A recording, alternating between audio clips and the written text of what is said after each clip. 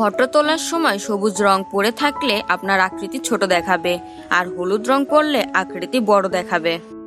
Photo তোলার সময় চোখ একটু ছোট করে হাসুন, এতে আপনার হাসি ন্যাচারাল বা রিয়েল বলে মনে হবে। কেউ যাতে আপনার মেসেজগুলোর স্ক্রিনশট না নিতে পারে সেজন্য তাদের ভয়েস মেসেজ পাঠাতে পারেন। কোনো রেস্টুরেন্টের মেনু কার্ড টাচ করার পর অবশ্যই হাত ধুয়ে নিন, কারণ একটি মেনু কার্ডে অজস্র হাতের জীবাণু লেগে থাকে। অ্যালার্ম দিতে হবে অথচ বেশি সাউন্ড চাইছেন না, আপনার ফোন একটি গ্লাসের ভিতর রেখে দিন, আওয়াজ সহনীয় থাকবে।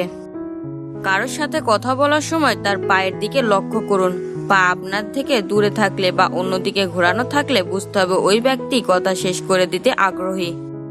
কাপড়ের ড্রায়ারে একটি খালি সাবানের মোড়ক রেখে দিতে পারেন, সুঘ্রাণ পাবেন।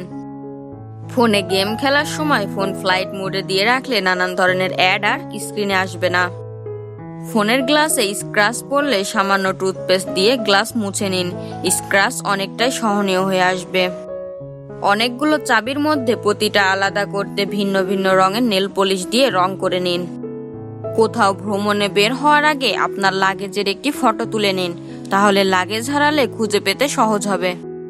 লাগেজে কাপড় ভরে নেওয়ার আগে কয়েকটি খবরের কাগজ লাগেজে বিছিয়ে নিন, এতে আপনার কাপড়ের দুর্গন্ধ দূর হবে।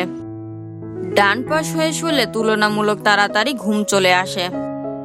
আপনার সন্তানের হাতে ফোন দেওয়ার আগে ফ্লাইট মোড অন করে দিন, এতে কোনো ধরনের অনিরাপদ ওয়েবসাইটে এসে চলে যাবে না।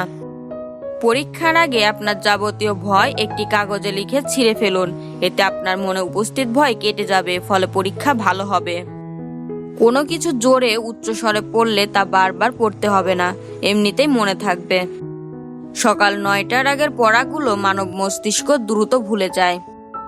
ঘরে সিগারেটের ধোঁয়া বা কয়েলের ধোঁয়া ও গন্ধ সহজে দূর করতে ঘরের কোনায় একটি ভেজা টাওয়াল রেখে দিন, ধোঁয়া সহজে কেটে যাবে। আপনার জুতোর বাক্সে, ড্রায়ারে বা জুয়েলারি বক্সে এক প্যাকেট সিলিকা জেল রেখে দিন, কোনো জিনিস কখনোই নষ্ট হবে না। গাড়িতে দুর্গন্ধ দূর করতে এক টুকরো লেবু রেখে দিন, এছাড়া ফ্রিজের বাজে গন্ধ ও দূর করবে লেবু। কম্পিউটারের কিবোর্ড পরিষ্কার করতে হেয়ার ড্রায়ার ব্যবহার করুন। আজকের ভিডিও এই পর্যন্তই। ভিডিওটি ভালো লেগে থাকলে লাইক দিবেন এবং বন্ধুদের সাথে শেয়ার করতে ভুলবেন না। আর এখনো যারা আমার ইউটিউব চ্যানেলটি সাবস্ক্রাইব করেনি তারা সাবস্ক্রাইব করবেন এবং ফেসবুক পেজে অবশ্যই ফলো করবেন।